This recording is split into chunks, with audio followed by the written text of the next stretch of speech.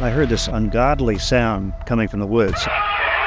In 1979, a family in Kinderhook, New York began having strange encounters with an unknown creature. The Hallenbecks tell us that over the past 3 years, there have been several instances where they have been visited, virtually terrorized, by a creature they claim to be Bigfoot.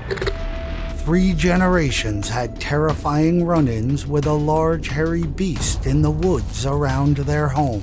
I mean, it just seemed like whatever this was just kind of showed up here. Mysterious occurrences that all point to one outrageous explanation. I didn't really expect that a Bigfoot-type creature would show up literally in my backyard.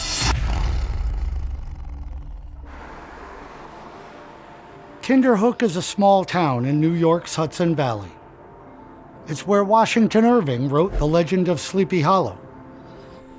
It's also home to some strange occurrences over the years, including the Hallenbeck family's encounters with the Kinderhook creature. According to Bruce Hallenbeck, it all began in late 1979, about a mile from his grandparents' house at an area known as Cushing's Hill. Yeah, my cousin first saw some creatures down there in the swamp, and he said he saw 3 of them. And this was in the daytime. Bruce's cousin was out trapping muskrats near a stream at the bottom of the hill. He said these 3 creatures were crossing the stream. He just said they had reddish-brown hair all over their bodies, and they were walking upright, and they were making like grunting and clacking sounds, he said. And he ran up to my grandparents' house afterwards. His face was as white as a sheet, and he told us what he'd seen. That was the first for us. But it was not the last. After Bruce's cousin recounted what he saw, his grandmother shared an encounter she had with one of these strange creatures the year before. My grandmother, who lived here in this house, got up early one morning, as she usually did, and she happened to look out the kitchen window, and she said she saw something curled up in the yard down there, like it was sleeping. The first time I saw it was when it was down in the lower part of the lawn. I got up really early in the morning, and I saw this big black thing curled up there. Well, it was really huge, and it was very hairy. Had long hair, I could tell that, long black hair. And she went away from the window for a minute for something, and when she came back, it was gone.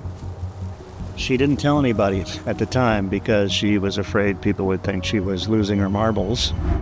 After seeing the strange creature lying in the yard, Bruce's grandmother began to suspect it was responsible for some unexplained events around the house. Something had been taking her trash bags, which used to be on the porch, and something would take the lid off the trash can, take the trash bag down into the middle of the yard, open it up, not tear it apart, but untie it, and go through the trash and leave it all over the place. That happened several times, and she thought there was some connection between that and whatever she saw. There was also a neighbor lady who lived across the woods here who had the same experience, except her trash bag she found up in a tree one day. A few months after Bruce learned about the encounters his grandmother and cousin had, he had his own strange experience. Back in the summer of 1980, I think it was July, I heard this ungodly sound coming from the woods. It started out like a shriek or a howl, kind of went into a series of guttural noises, and then kind of died down in a very low moan. And the volume of it was so powerful. I mean, you could tell it was a good-sized creature. I mean, it wasn't some bird or something, you know. It was just a weird howl, moan, all these sounds mixed in together. You don't think it could have been a coyote or anything like that? No, we have a lot of coyotes around, and I know what coyotes sound like. There was nothing like that at all. Just a few months later, Bruce and his family would have their most harrowing experience with the unknown creature. Okay, September 24th, 1980. I remember there was a huge full moon. My grandmother had been visiting my aunt's house, and my aunt brought her back. And as soon as my grandmother got out of the car, they heard this horrible sound coming from around that root cellar. And when I got out of the car, I got on the back porch, and I heard this terrible noise. And I said, "Wow, what's that?" They said it sounded like a man in terrible pain, like he was moaning. Although my cousin Sherry, who was sitting in the back of the car, said she thought it sounded ape-like. So what happened ultimately was my grandmother went in the house, locked the door. My Aunt Barbara went up to her house to get my cousin Barry and his shotgun. I didn't want to leave my mother alone, but I had no choice because she wanted to stay here. So I started in the living room with a hammer. I was watching all of the windows, and I thought, oh, if that thing ever peeks in one of the windows, I'm going to just faint. She said that before she came in the house, she could see a shadow of something very large with very long arms, and it had a kind of almost a conically shaped head.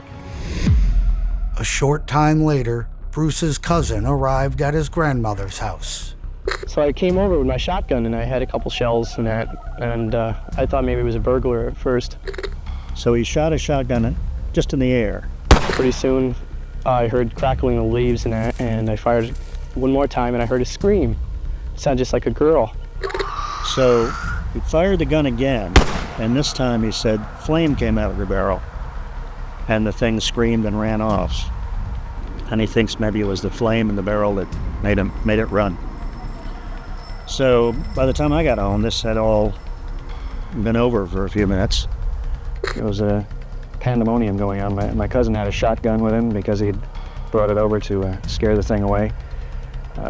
Everybody was talking about this thing that had been sort of terrorizing them for the last, I guess it had been hanging around for about an hour or so.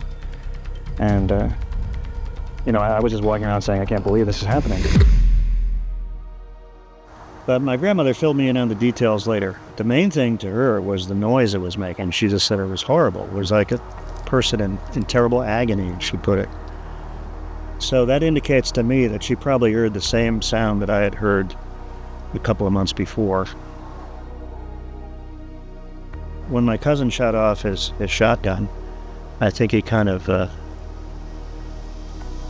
made the thing think twice about coming back, unfortunately. I wish he hadn't done that in a way.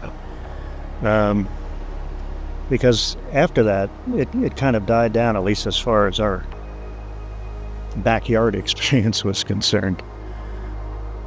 It was one of the strangest times I've ever, probably the strangest time I've ever experienced back in the early 80s, and something I'll never forget.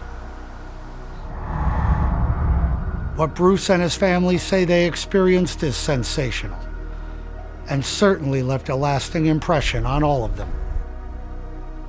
While that night in 1980 was the climax of their Bigfoot encounters, they did have strange experiences over the next few years. Who knows? Perhaps the Kinderhook creature still roams these woods at night.